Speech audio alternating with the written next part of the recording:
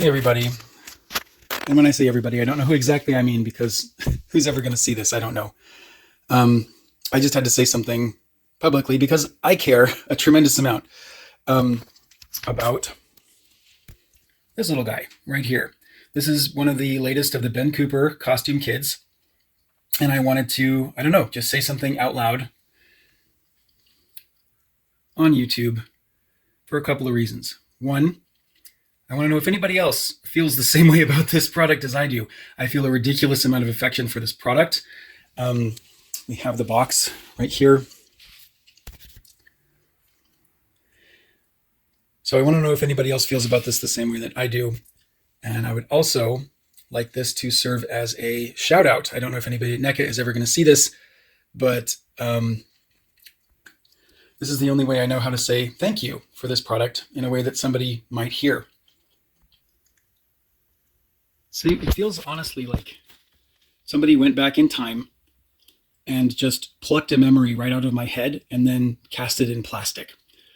And I can't tell you how much it means to me that somebody remembers this era of American history that I happen to live through.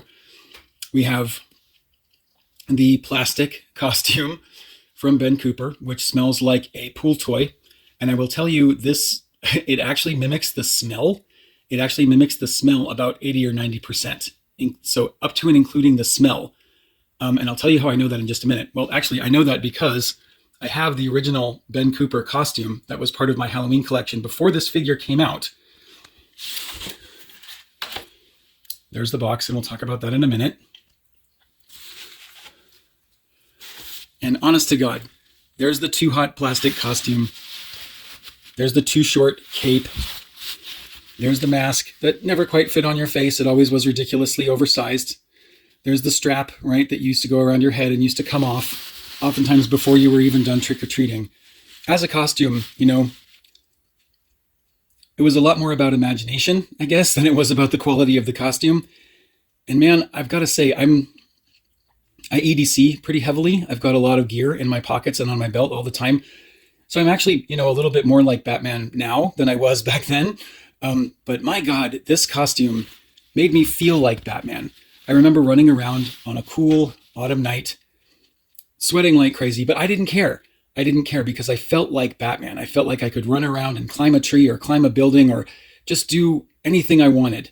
It was just wildly liberating, that feeling of being out and about, oftentimes without parents, no parents around, just going from house to house, collecting treats. And it was just a magical, liberating, wonderful time.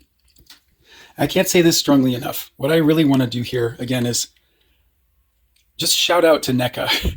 Look at this. This is the original box from 1976. I had this in my Halloween collection. Original box from 1976. And you can see it's not just similar, it's the same box. There's Batman. There's Batman. It's the same box. Somebody went back.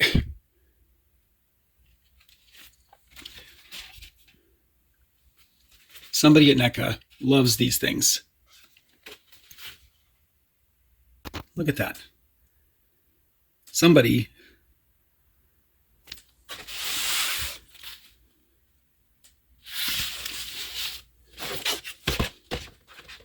even the bottom. Look at that. It's like they went back in time and just pulled this right out of time. It's insane to me. The same thing happens with the costume. Again, there's slight details that are different. Again, here, let me get a wide shot. That's an original Ben Cooper Batman costume from 1976. That's an original Batman costume from Ben Cooper from 1976. We've got the logo, says Batman. We've got the printed on utility belt. We've got the too short cape. We've got the boots sort of printed on the bottom like that. We've got the mask with that prominent chin and that downturned mouth. It says Batman on the head. Again, that's not in the comic books. It's only on the costume. And somebody at NECA was like, oh yeah, let's just make that exactly. Let's just pull that right out of time. Here we can do a comparison. Let's just pull that right out of space and time The belt buckle is just a little touch different, but oh my God. They've got the yellow tie on the cape. They've got the yellow tie on the cape. It's just, I don't know. It's just spot on.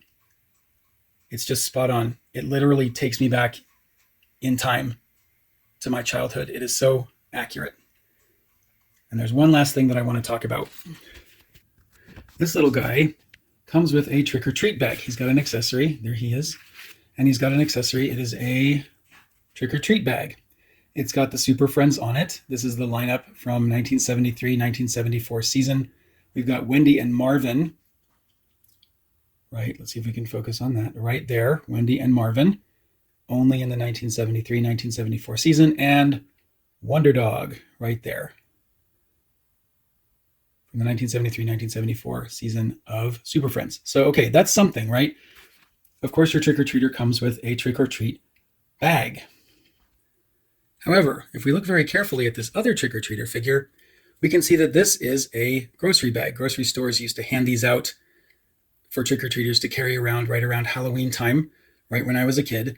But this is a trick-or-treat bag, and you can tell the difference because this one has a handle.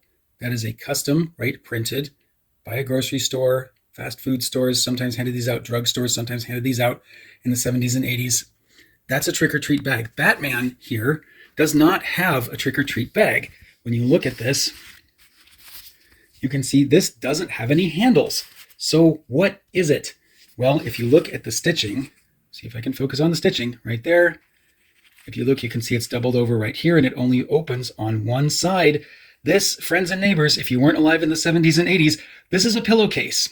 This is a pillowcase, not a licensed trick-or-treat bag, not a blow-mold pumpkin, not something you could get at the spirit store. Back in the day, when we didn't have a bag to trick-or-treat with, we used to trick-or-treat with, I kid you not, a pillowcase. And look, there it is. There's Batman. There's the original Ben Cooper costume. It is like 80-90% accurate to the one that I have from 1976. There are the boxes. It's just uncanny. It feels like they pulled the memory right out of my head, printed it on paper, cast it in plastic, and then was like, oh, by the way, you're at Target? Here's this piece of your brain from 40 years ago that you can just buy. Okay, cool. There's Batman in all his glory.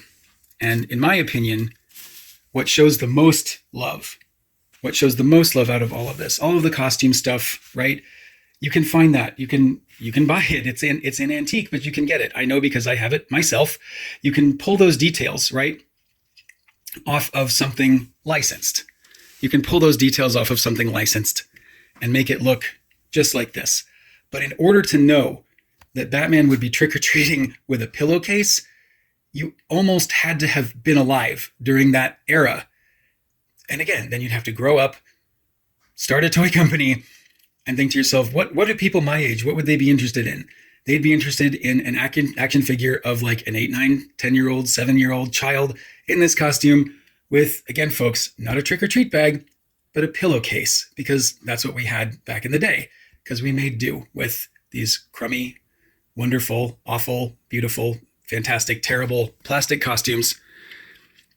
And when we didn't have a trick-or-treat bag, we just grabbed a pillowcase and off we went. So thank you to NECA for bringing back that little piece of my childhood. That was absolutely lovely. And I hope you all have enjoyed this comparison video showing, again, what the Ben Cooper Batman costume looks like, and then comparing it to an actual Batman costume, vintage costume from 1976. It's just uncanny. It's just uncanny. And thank you so much, NECA, for bringing me back to that special place in time.